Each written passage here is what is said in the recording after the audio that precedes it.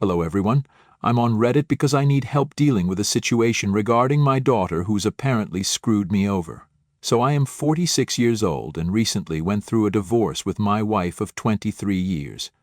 My wife Lydia, a 44-year-old female, who I went on to marry after we graduated. We have a daughter together as well, Erica, who recently turned 21. I was the one who initiated the divorce after I found out that Lydia had been cheating on me with her boss, Alan. I came across some texts on her phone by accident, and when I confronted her about it, she didn't even try to deny it.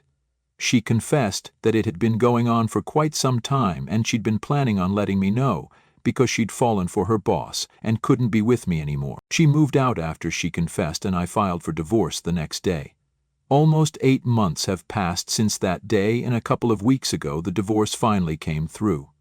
I've managed to keep myself as far as I can from my ex-wife after I found out about her affair, and have tried my very best to put my own mental health first during the divorce, which took a huge toll on me. I thought that now that that was all done with, I can finally relax and let loose, but I was wrong thanks to my daughter. So, back when I first filed for divorce, I told Erica all about the reason behind it when she asked me why her mother wasn't living with me anymore.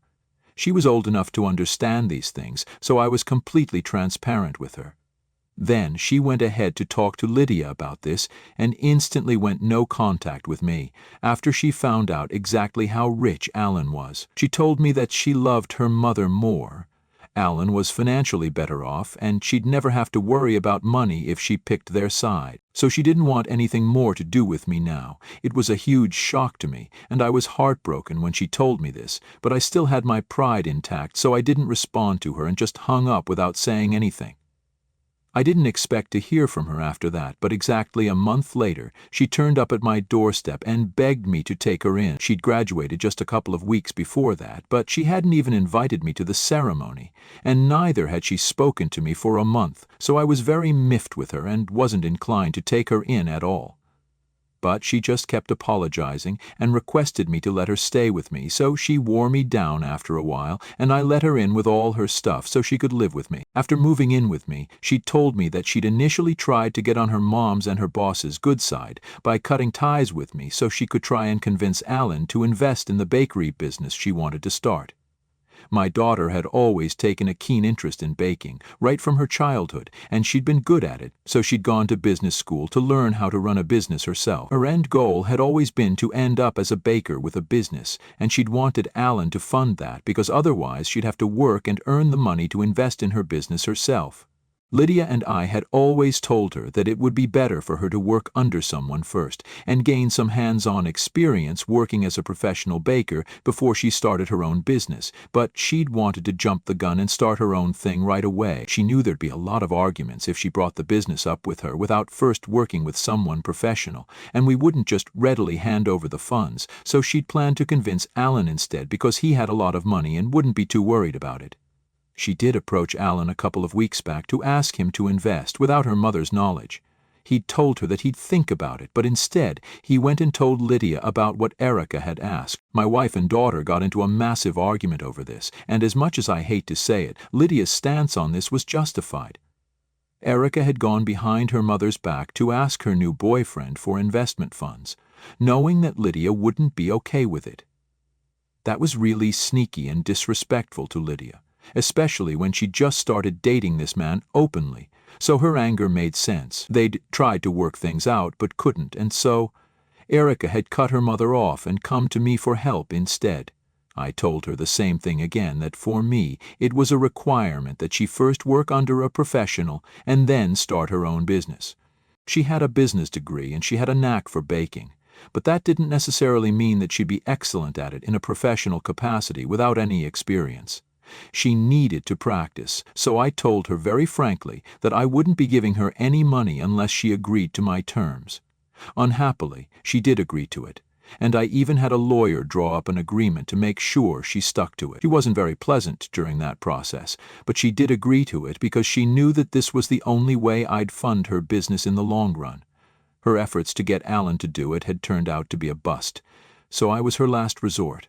Unless she went out and asked other investors for funds, which would be a lot harder. After she signed the agreement, I did allocate some funds for her while she tried to look for jobs. She'd ask me for money almost every day for her commute and other bills that she needed to pay, like her Netflix and other stuff, so I handed over my spare debit card to her. I had some savings set aside in that account, around 25,000, which I'd actually been saving for the future because I wanted to retire early. I have severe carpal tunnel syndrome, so it's difficult for me to continue working this desk job in the coming years, and I'd keeping some money aside every month so I could retire early. Now that Erica seemed to need money, I handed the card to her and asked her to use it responsibly and return it to me until she was able to pay off all her own bills after she found a job. I'll admit, I forgot about that a couple of weeks later because I was too caught up at work. Erica kept updating me on her life every other week at dinner and would tell me about her new job working at a professional bakery, how much she was earning and how life was for her. I believed her, because I didn't think she had any reason to lie about any of that. She'd go out every day and come back late in the evening for months, so I was sure that she was telling me the truth. Last week, I learned that actually none of that was true and she'd been lying to me all along. I randomly recalled that I'd given my daughter my card and decided to check the money I had in that account. I knew that Erica's salary was going into her own account, and now that she could afford to pay her own bills and stuff, I expected there to be at least half of the amount that there was in there originally. To my surprise, there was just $3,000 left in there, and the rest was just gone. I was in shock and decided to check out the transaction history, which is something I should have done a long time ago, and then I would have realized that Erica had disregarded everything I'd asked of her and started her own business anyway. She'd rented a store in the most happening part of the city, which meant higher rent, and had used my money to fund her business, which was a clear breach of the agreement that she'd signed. She'd been running the store for the past couple of months and had also been using my card for all other expenses too. She didn't have to pay rent because she lived with me, but she did go out with her friends, party, and paid for it all with my card for the last few months. I was horrified to find all of this out in one sitting, just because I'd randomly decided to check what she'd been up to with my card. And I immediately called her up and told her that she needed to get back home right away. She came back home within an hour, and when I demanded an explanation, she told me that she just couldn't wait to have her own business. She knew she'd promised me something, but she didn't want to wait around and work under others when she knew she was capable of making the business work for herself. I asked her where exactly she'd blown all my money, and while she was speaking quite confidently before that, as soon as I asked her, she started getting flustered. Apparently her business hadn't been doing so well, no surprise there, and she'd been struggling to pay rent for her store, buy her ingredients and other things that she needed, pay her bills for the store and stuff, so she'd been using her own money plus my money. And that's where she'd spent it all. I was furious and told her that she needed to shut her business down within this week and get me my money back. But she argued with me and told me that she wasn't going to do it because she'd worked hard for it and she just needed some time to get used to the pressure of running a business all on her own. She said that I needed to support her, but I was not interested in getting a lesson on parenting from her at the time, so I continued to fight with her, and after some time she just burst into tears and told me that she'd be better off with her mother because at least she was more forgiving, and had asked her to come back several times, even after the incident with Alan.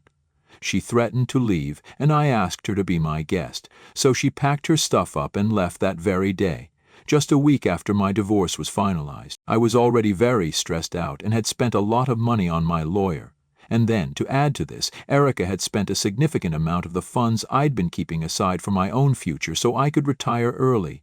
I was really annoyed and decided to sue her because she'd breached the agreement that we'd had, that she'd only get to use the funds if she worked under a professional first. So I decided to go up against her and sue Erica to get my money back a few days after she left, and 2 days back, after she was served, I received a very angry phone call from Lydia. I hadn't expected us to be back in touch so soon after the divorce, but yet, here we are.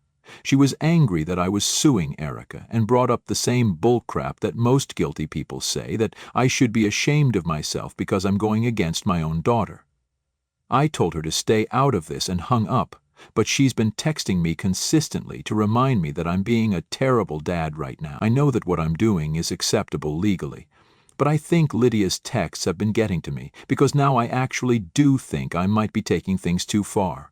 I'm usually not a very confrontational person, but I really have been looking forward to retiring early, and now I'll have to continue working for God knows how many more years, all because Erica screwed up. I don't know if I'm the bad guy here, or if it's just Erica and Lydia trying to make me feel like one, so I take back the lawsuit. Am I the a-hole for suing my own daughter after she used my retirement funds to start her bakery when I'd asked her not to? Update 1. Hey everyone. So thanks for the overwhelming response and all the support that you guys have shown to me.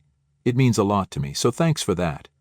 Coming to what's going on with me and my family, things have been bad.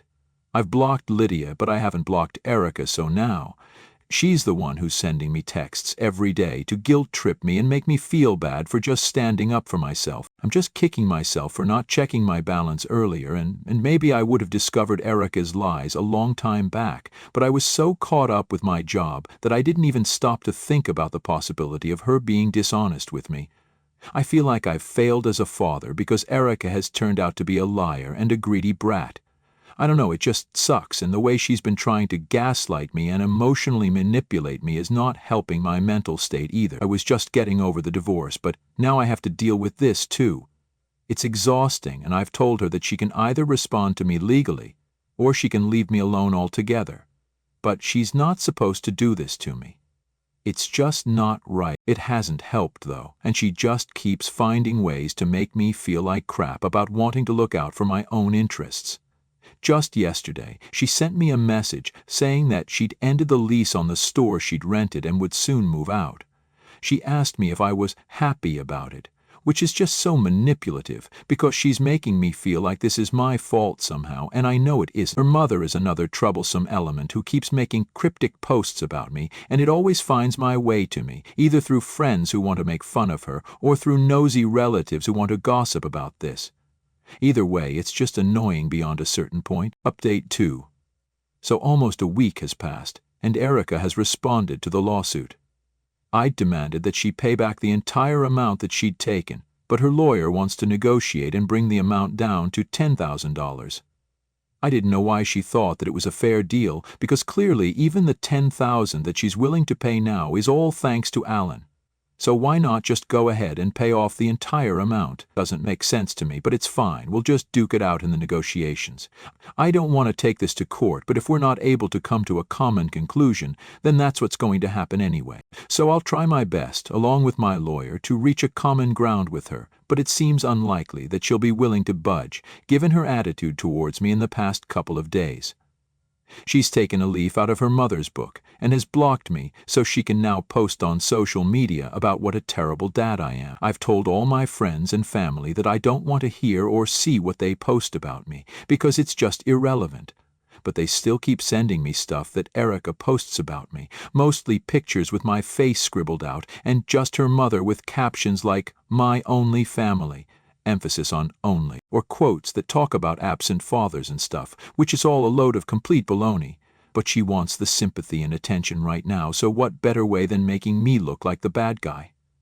I don't think it's fair to paint me in this light, but I've realized that most of the things that Lydia and Erica do aren't very fair anyway, so I'd better just get used to it by now. My attorney has told me that we don't need to worry about the negotiations and the settlement because he thinks he'll be able to convince Erica.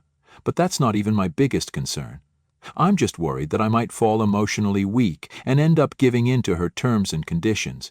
During the divorce, it was still easier because Lydia had cheated on me and had screwed me over badly, so I could bring myself to hate her without batting an eye. But here, it was different. This was my little girl that we're talking about here, and it wouldn't be as easy as it had been with Lydia. Erica was my daughter, and I don't think any father in my position would have found it easy to come after their own kin to protect their own interests. I feel selfish, but even though she's my daughter, Erica has been greedy and untrustworthy, so deep down, I know this is the right thing to do. I have to do this, and I must do this. All I want is the mental strength to put myself through this once more.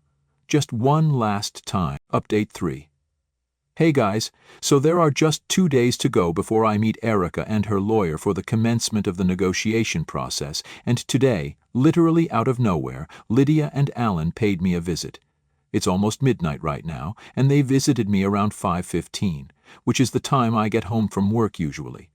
Lydia and Alan were actually waiting for me when I came back home, and I was quite surprised to see them, but didn't let it show on my face and pretended to be composed. I didn't want to invite them in, but Alan said that they had really something private to discuss with me, and so I had to bring them in. It wasn't the most normal sight for me to have my ex-wife and her new guy sitting in my living room, but that's how it was. I waited for them to get to the point, but Alan kept trying to make small talk with me. He actually seemed like a decent guy, barring all the having an affair with someone's wife. Eventually, I got tired of talking about irrelevant things and told them to just get to the point. So they did, and told me that it was Alan who was taking the fall for Erica's lapse in judgment, and so he was paying me the money, which is something I already knew. But what I didn't know was that Alan had kids of his own too, who he had to look out for. His son was about to start college and his older daughter was going to get married the next year, so he had other financial concerns too and couldn't just pay off $25,000 like that. He wanted to appeal to me personally so that I'd just settle for $10,000 right now and they could pay the rest of the amount over time instead of giving it all to me up front. I mulled it over for a while and it seemed fair enough to me, so I agreed to it. It was just a verbal agreement, nothing too serious, so I was all right with the proposition. And I also just wanted them to go away so I could unwind after work. Lydia seemed satisfied, so she decided to leave, but Alan asked if he could speak to me in person, which took both me and Lydia by surprise.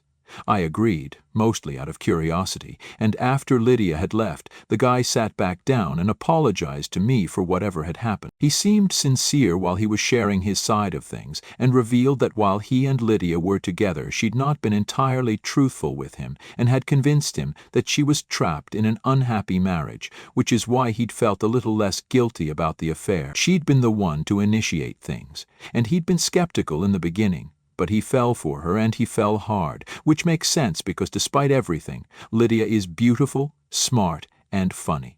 So it's not surprising that he fell for her. So had I, a really long time ago. He didn't expect me to be okay with everything all of a sudden, but he said he just needed to get it all off his chest, and at least know that he'd tried to apologize. I told him it was fine because Lydia was the one who owed me the loyalty, not him.